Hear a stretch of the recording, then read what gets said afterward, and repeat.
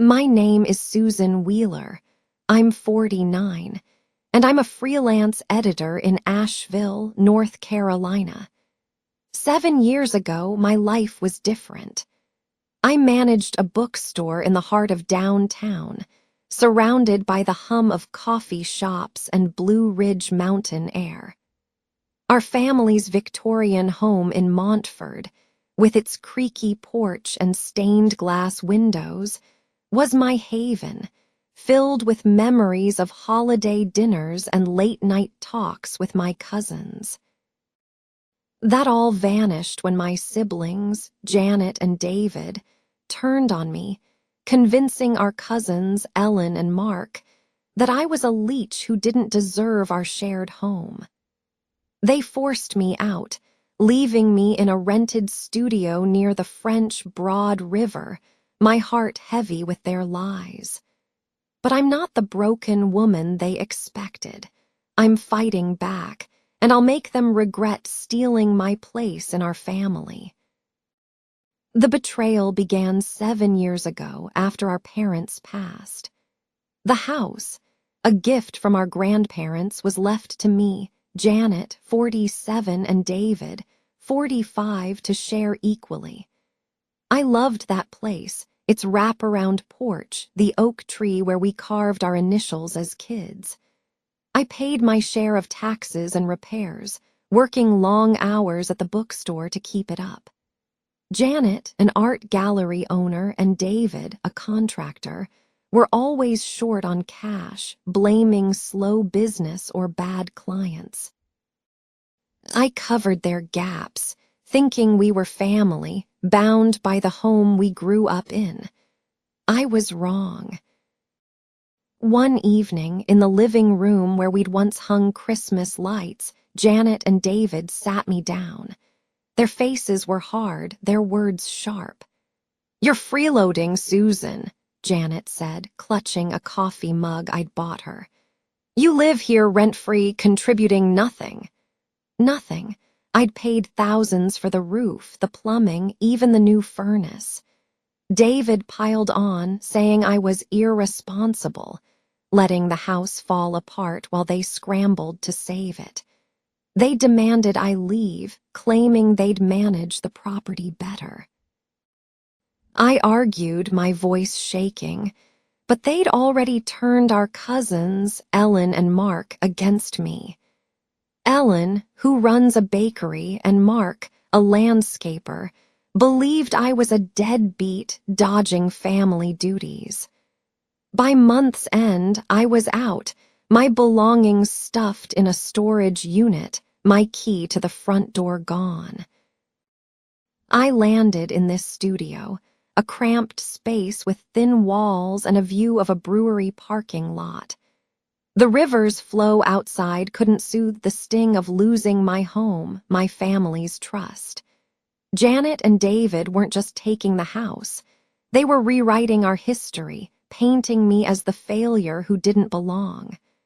Our cousins' cold shoulders at family picnics, their whispers about my selfishness, cut deeper than the eviction. They thought I'd disappear, a footnote in their victory. They misjudged me. I'd uncover their lies, show Ellen and Mark the truth, and take back the home they stole.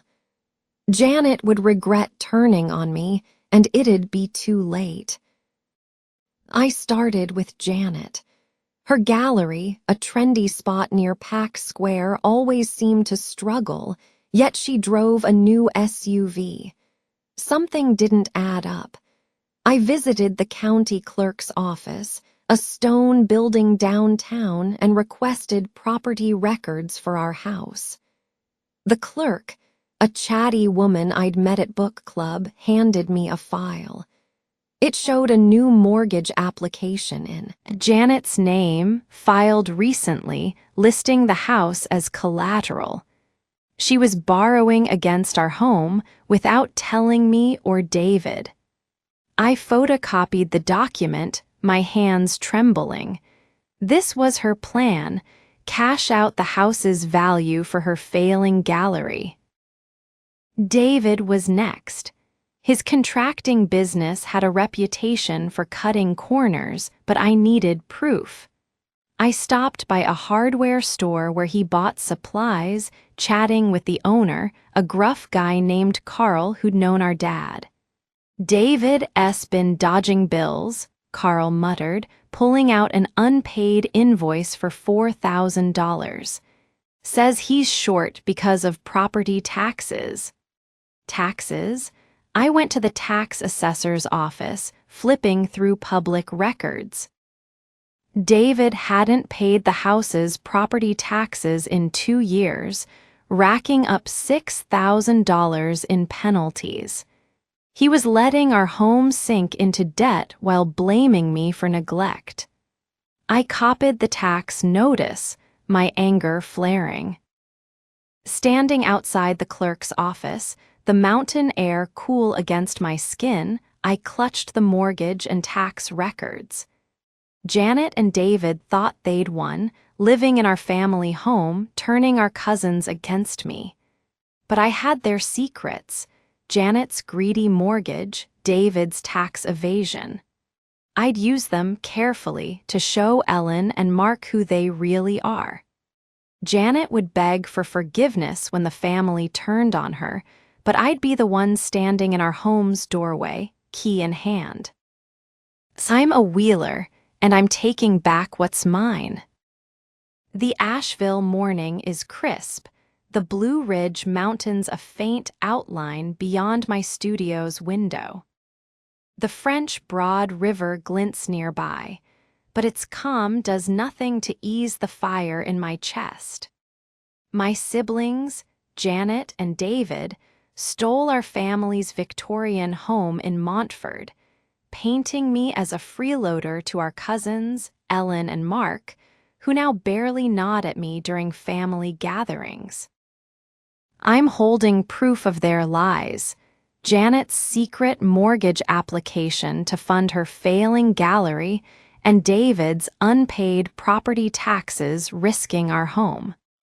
They think they've won, living in the house where we carved our initials in the oak tree. But I'm building a case to show Ellen and Mark the truth, to make Janet and David lose the family they betrayed, and to take back what's mine. I start with Janet. Her gallery near Pack Square is all sleek glass and overpriced paintings, but I know it's bleeding money. The mortgage application I found at the county clerk's office shows she's trying to borrow $150,000 against our home's value, without my consent or David's. I need more to prove she's risking our legacy. I visit a local art supply store, a cramped shop on Haywood Street where Janet buys her frames. The owner, Maggie, a wiry woman with paint-stained hands, knows me from my bookstore days. Over coffee, I ask about Janet's business. Maggie frowns, pulling out a ledger. She owes me $3,000 for supplies, she says. Keeps promising payment after a big loan. Sketchy, if you ask me. I jot down the details, my heart racing. Janet's not just mortgaging the house, she's drowning in debts she's hiding from the family. I push further, heading to the bank listed on the mortgage application, a brick building off Biltmore Avenue. Posing as a concerned co-owner, I ask a teller about the house's status. She's hesitant but confirms the application is pending, with Janet claiming sole authority to borrow. Sole authority? The house is in all our names. I request a copy of the filing, citing my ownership. The teller hands me a duplicate, showing Janet's signature and a note about urgent business needs. It's proof she's acting alone, gambling our home for her gallery's survival. I tuck the document into my bag, my resolve hardening. David's mess is messier. His unpaid property taxes, $6,000 and counting, threaten the house with a lien. I need to know how deep it goes. I stop by the county tax office again, where a clerk, an old high school friend named Tom, lets me flip through public records. There's more. David's business, Wheeler Contracting, hasn't paid taxes on 2 commercial properties he manages, adding $9,000 to his debts. Tom whispers that the county is considering a seizure notice on our home if the taxes aren't cleared soon. David's not just neglecting our house, he's putting it at risk to cover his own failures. I photocopy the notices, my hands steady despite the anger bubbling inside. Ellen and Mark are my next step, but I can't just walk up with a stack of papers. They'd think I'm desperate, stirring drama. They need to question Janet and David themselves. Ellen runs a bakery on Merriman Avenue, a cozy spot with fresh bread smells wafting out. I know she keeps family photos on the counter, including one of us at the house years ago. I stop by, pretending to buy muffins, and slip a folded copy of the mortgage application into a stack of napkins near her register, with a handwritten note. Ask Janet about the house loan. It's subtle, but Ellen's sharp, she'll notice. Mark, a landscaper, is trickier. He's always on the move. I find his truck parked near a job site by the French Broad River and leave a copy of David's tax notice under his windshield wiper with a note. Check David's taxes on the house. They'll talk, cousins always do, and the doubts will start to grow. Back in my studio, I spread out my evidence.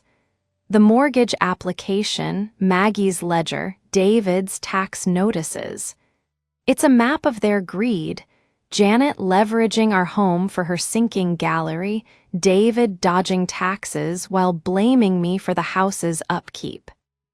I picture them in the living room, sipping coffee on the couch where we used to play cards, thinking they've outsmarted me. They're wrong. Ellen and Mark are already curious. I saw them whispering at a family barbecue last week, Ellen glancing at Janet with a frown. I'm not storming in with accusations. I'm letting the truth do the work, piece by piece. Janet will face her regret when our cousins turn their backs, when the family sees her for the schemer she is. The house isn't theirs, it's ours, and I'm taking it back. The morning sun filters through my studio's blinds, casting shadows across the stack of documents on my table. Janet's mortgage application risking our family's Victorian home in Montford, David's unpaid tax notices piling up, and a ledger showing Janet's debts to suppliers.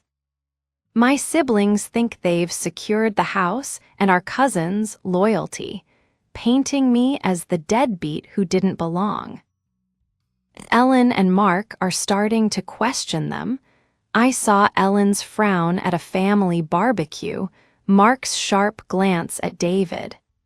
The seeds I planted with the mortgage and tax records are sprouting, but I need undeniable proof to turn their doubts into action. They need to see Janet and David's greed for what it is, and I'm closer to making that happen, to taking back the home they stole from me. I focus on Janet first. Her gallery's financial troubles are deeper than I thought, and that mortgage on our house screams desperation. I head to the Asheville courthouse, a stone building off College Street where property records are kept. A clerk, distracted by a phone call, lets me browse the deed files. I find a new document, a second mortgage application, filed by Janet last month for $200,000, claiming she's the primary owner. Primary owner. The house is in all our names, a fact etched in our parents' will. I dig deeper and spot a discrepancy. Her application includes a notarized letter, supposedly signed by me, agreeing to the loan. My signature's there, but I never signed it. It's a forgery, bold and sloppy. I pay. For a copy, my hands trembling with anger.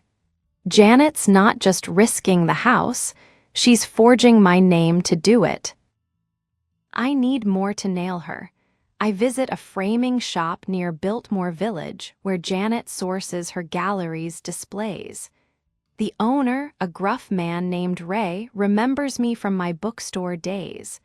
Over a counter cluttered with wood samples, I ask about Janet's orders. She's behind $5,000, he grumbles, flipping open a ledger. Says she'll pay once her loan clears. He shows me an invoice with her signature, tied to the same mortgage. I ask for a copy, saying it's for a family dispute. Ray shrugs and hands it over. It's another piece. Janet's using our home to cover debts she's racked up, all while calling me irresponsible. David's carelessness is just as bad. The tax notices I found show he's dodged $9,000 on our house and his business properties, but I suspect it's worse. I head to a local diner on Haywood Road, a spot where David's crew grabs lunch. One of his workers, a wiry guy named Pete who's poured concrete for him, sits at the counter. I buy him a coffee, easing into talk about David's business. He's in trouble, Pete says, wiping ketchup off his plate. County's after him for a lien on that Montford place. Owes $12,000 now, and they're talking foreclosure. Foreclosure? My stomach drops. I press Pete for details, and he mentions a notice posted at the courthouse. I return there, find the public bulletin board, and pull down a lien notice for our house, naming David for $12,500 in unpaid taxes. I photocopy it, my jaw tight. He's not just neglecting the house, he's letting it slip into the county's hands. Ellen and Mark need to see this, but I can't confront them directly. They'd dismiss me as bitter. I need them to dig themselves. Ellen's bakery is my first stop. I slip inside during a lunch rush, the smell of fresh scones thick in the air. While she's busy with customers, I leave a folded copy of the forged mortgage letter on her office desk, tucked under a stack of receipts with a note, Janet's forging signatures, check the house deed. Mark's next. I find his landscaping office near the river, a small trailer cluttered with blueprints. While he's out, I slide the lien notice into his invoice box with a note, David's taxes are sinking the house. Ask him. Their family, they'll talk, compare notes, start asking questions. Back in my studio, I lay out my evidence. The forged mortgage letter, the framing shop invoice, the lien notice. It's a clear picture. Janet's forging my name to fund her gallery. David's tax debts are threatening our home. I saw Ellen at the diner yesterday, her face tight as she whispered to Mark, holding a paper that looked like my note. They're starting to see the cracks in Janet and David's story. I imagine them confronting Janet, her excuses unraveling, David scrambling to explain the lien. They thought they could erase me from our family's legacy, keep the house for themselves. They're wrong. I'm not yelling or pleading, I'm letting the truth work, piece by piece. Janet will face her regret when Ellen and Mark turn away when the family sees her lies. The house is mine, and I'm one step closer to holding the keys. The Asheville skyline glows faintly outside my studio, the French Broad River a quiet ripple in the distance. My table is covered with evidence of my siblings' betrayal. Janet's forged mortgage letter risking our Montford Victorian, David's tax notices threatening a lien, and invoices showing Janet's debts. Ellen and Mark, our cousins, are wavering. I caught them whispering at the diner, Ellen clutching a paper like the one I left at her bakery. They're starting to see through Janet and David's lies about me being a freeloader who did deserve our family home. I need a final push, something undeniable to make them confront my siblings and unravel their facade. I'm closer to taking back the house, to making Janet face the regret she deserves. I start with Janet. Her forged mortgage letter claiming my signature was a bold move, but I suspect she's planning something bigger. I head to a real estate office on Patton Avenue, a glass-fronted place where a friend, Clara, works as an agent. I ask about our house, casual, like I'm checking its value. Clara hesitates, then pulls a file. "Your sister 's been in touch," she says, lowering her voice. "She listed the house for sale last week, $400,000, claiming she has full rights." Sale? My heart pounds. The house is in all our names. Janet's trying to cash out without telling me or David. Clara shows me the listing agreement, Janet's signature scrawled alone, no mention of us.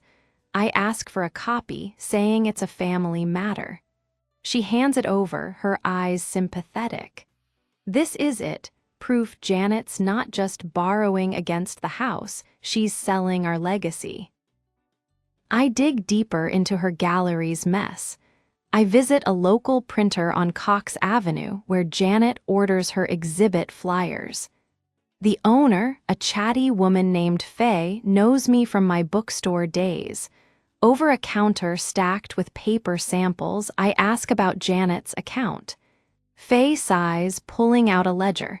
She owes $2,500, she says. Said she'd pay after selling some property. Property? The house. Faye gives me a copy of the invoice, stamped with Janet's promise to pay post-sale. It's another link. Janet's tying her gallery's survival to our home's destruction. David's debts are spiraling. The lien notice showed he owes $12,500 in taxes on our house, but I need to know how he's hiding it. I stop by a construction supply yard off Riverside Drive where David's crew buys materials. The manager, a burly guy named Hank, recognizes me from family barbecues. I ask about David's business, keeping it light. Hank shakes his head, pulling out a payment log. He's dodging us, owes $7,000 for lumber.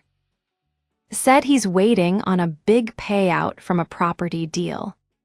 I press gently, and Hank mentions David's been borrowing from a shady lender to cover tax debts, pointing to a loan document pinned on his office board.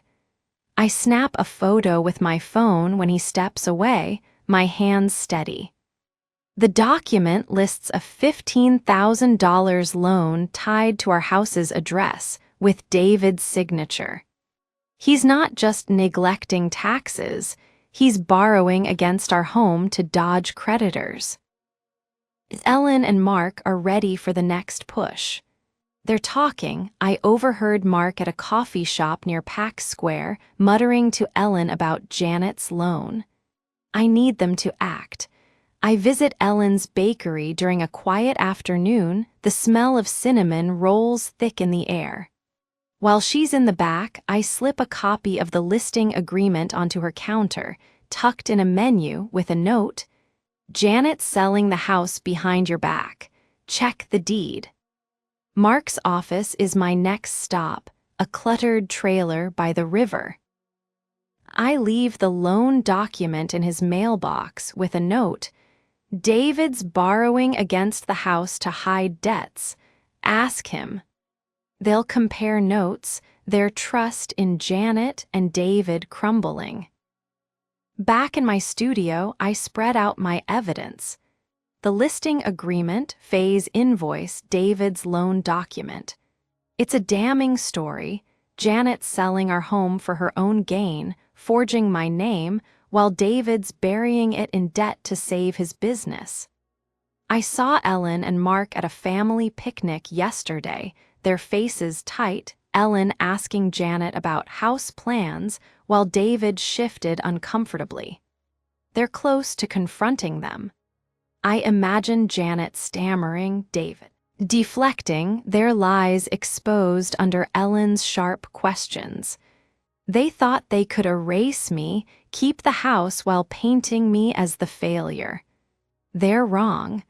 I'm not begging or shouting, I'm letting the truth hit hard. Janet will face her regret when our cousins turn away, when the family sees her greed.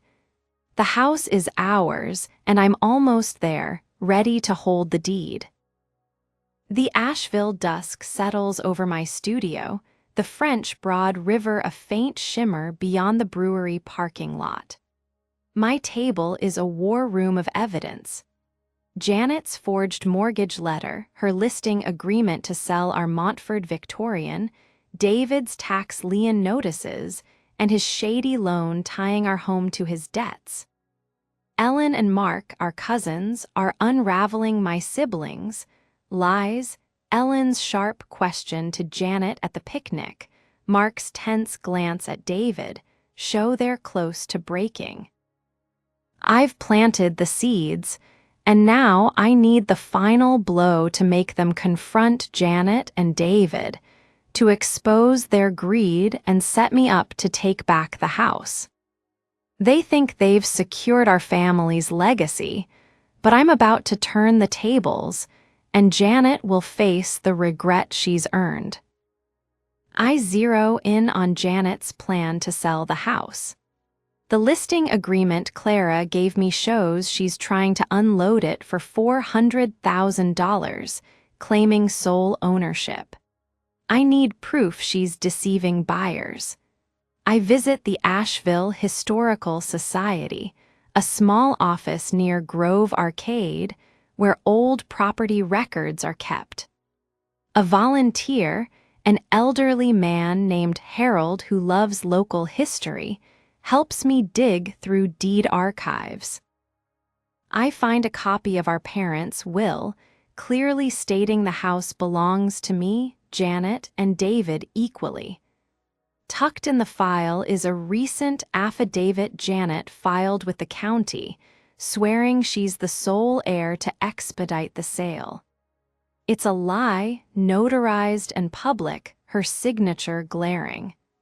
I pay for a copy, my heart pounding. This affidavit, paired with the forged mortgage letter, proves she's committing fraud to sell our home. I need more to seal her fate. I head to a coffee shop on Wall Street, a hangout for local business owners. There, I run into Linda, a caterer who worked Janet's gallery openings. Over lattes, I ask about Janet's events. Linda scoffs, pulling a crumpled invoice from her bag. She stiffed me $4,000 for last month's exhibit, she says. Told me she's waiting on a big sale to pay. The invoice lists the house's address as collateral for Janet's catering debt. I ask for a copy, saying it's for a family issue. Linda hands it over, shaking her head. Janet's not just selling the house, she's using it to dodge every creditor in town. David's debts are the final nail. His $12,500 tax lien is bad, but the loan document from the supply yard hinted at worse. I visit the county courthouse again, where lien records are posted. A new notice catches my eye, a defaulted loan for $20,000 taken by David against the house, now in collection. The lender, a local firm, filed it last week, citing non-payment for 6 months. I copy the notice, my jaw tight. David's not just dodging taxes, he's defaulted on a loan that could force the house into foreclosure. I talk to a courthouse clerk, a woman named Ruth who knows my family. She confirms the lender's ready to seize the property unless the debt's cleared. David's buried our home to save his failing business. Ellen and Mark are primed for the truth. I know they're talking, last weekend, at a family dinner I wasn't invited to. A neighbor saw Ellen arguing with Janet outside the house, pointing at a paper. Mark was there, grilling David about taxes. I need to push them over the edge. I slip into Ellen's bakery before closing, the air heavy with yeast and sugar. While she's wiping tables, I leave the affidavit and catering invoice in her cash drawer with a note. Janet S. lying about the house sale. Check the will. For Mark, I visit his landscaping site near Carrier Park, where he's planting shrubs. I slide the defaulted loan notice into his toolbox with a note. David's loan is killing the house. Ask him. They'll confront my siblings now. The evidence is too clear to ignore. I'm at a cafe near Pack Square when it happens. I'm sipping coffee, pretending to read, when Ellen and Mark storm into the house across the street, our house. Through the window, I see them in the living room, Ellen waving papers, her voice loud enough to carry. Janet's face is pale, her hands gesturing wildly. David slumps on the couch, shaking his head as Mark jabs a finger at him. It's heated, raw. Ellen's demanding answers about the sale, Mark's shouting about debts. Janet tries to interrupt, but Ellen shuts her down, holding up what looks like my affidavit. I stay out of sight, my heart racing. They're seeing the truth, the cracks in my siblings, lies widening. Back in my studio, I clutch my evidence. The affidavit, the catering invoice, the defaulted loan notice. Janet's fraud and David's debts are laid bare, and Ellen and Mark are turning on them. I imagine Janet scrambling, David deflecting, their hold on the family slipping. They thought they could kick me out, erase me from our legacy while living in our home's warmth. They're wrong. I'm not storming in or pleading, I'm letting their own greed undo them. Janet will beg when the cousins reject her, when the family sees her for the liar she is. The house is ours, and I'm one step from holding its deed, ready to walk through that creaky porch door. The Asheville night is quiet, the French Broad River a soft murmur outside my studio. My evidence is a fortress. Janet's forged affidavit to sell our Montford Victorian, her unpaid invoices tying the house to her gallery's debts, David's tax lien notices, and his defaulted loan risking foreclosure. Ellen and Mark, our cousins, are done with my siblings' lies. I saw them confront Janet and David at the house, Ellen waving papers, Mark's voice sharp with anger. The cracks in their facade are wide open now, and I'm ready to deliver the final blow, to take back the family home they stole and make Janet face the regret she's earned. They thought they could erase me from our legacy, but I'm about to walk through that creaky porch door, deed in hand. I need to lock in the legal edge. The affidavit Janet filed, claiming sole ownership to sell the house, is fraud, and the will proves it. I visit a lawyer, Helen Carter, whose office sits off Biltmore Avenue in a brick building with ivy-covered walls. I've known her from my bookstore days. She's sharp, no nonsense. I lay out the will, the forged affidavit, and the listing agreement. "This is fraud," Helen says, scanning the papers. "You're a co-owner. Janet can't sell without you." She drafts a cease and desist letter to the real estate agency, demanding they halt the sale, and files a claim with the county to challenge Janet's affidavit, citing the will. I pay her fee with my savings, my heart steady. The house is off the market now, and Janet's scheme is dead. David's debts are my next move. His $12,500 tax lien and $20,000 defaulted loan threaten the house with foreclosure. I head to the county courthouse, where the lien records are kept. A clerk, Ruth, who knows my family's history, pulls the file. The lender has escalated, filing a foreclosure notice unless the debt's cleared in 30 days. I ask Ruth for a copy and explain I'm a co-owner fighting to save the house. She nods, handing me the notice and a tax payment plan form. I meet Helen again, and she files an emergency motion to block foreclosure, arguing David's debts don't override my ownership. The court freezes the process, giving me time to act. David's negligence won't sink our home, not on my watch. Ellen and Mark are ready to end this. I know they've seen the evidence. Ellen's been calling Janet, her voice sharp, and Mark S. stopped answering David's texts, a neighbor told me. I make my final play. I visit Ellen's bakery on Merriman Avenue, the air thick with fresh bread. I catch her alone, wiping down the counter, and lay out the cease and desist letter and foreclosure notice. Janet's trying to sell the house with a fake affidavit, I say, my voice calm. David's debts could have lost it to foreclosure. They lied about me to cover this. Ellen's eyes widen, her hands gripping the papers. I leave before she can argue, knowing she'll call Mark.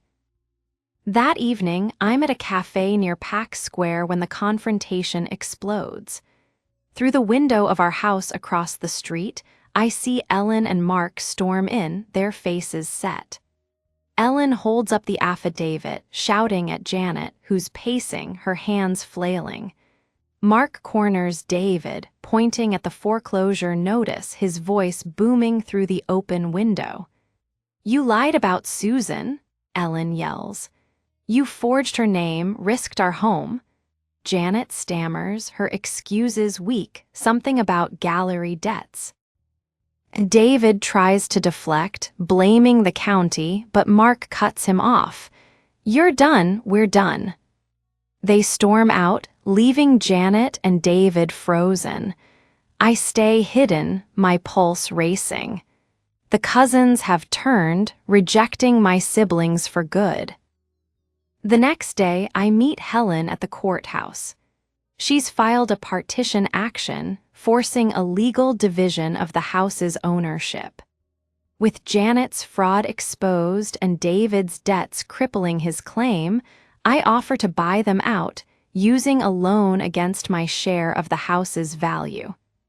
The court approves, and I sign the papers, my name alone on the deed. The house is mine. I walk to Montford, stand on the porch, and turn the key, the same key they took from me 7 years ago. The oak tree's initials glint in the sunlight, a reminder of what I've won back. Janet shows up the next morning, her face pale, eyes red. "Susan, I'm sorry," she pleads, standing on the sidewalk. "I didn't mean for this. Let me explain." I look at her, the sister who called me a freeloader who forged my name. "You made your choice," I say, closing the door. Ellen and Mark call later, apologizing, inviting me to a family dinner at their place. We talk about the house, our parents, the memories, not Janet or David. They're out, their lies exposed, their regret too late. I'm in the living room now, the stained glass windows casting colors on the floor. They thought they could erase me, keep this house for themselves. They were wrong. I'm home and it's mine.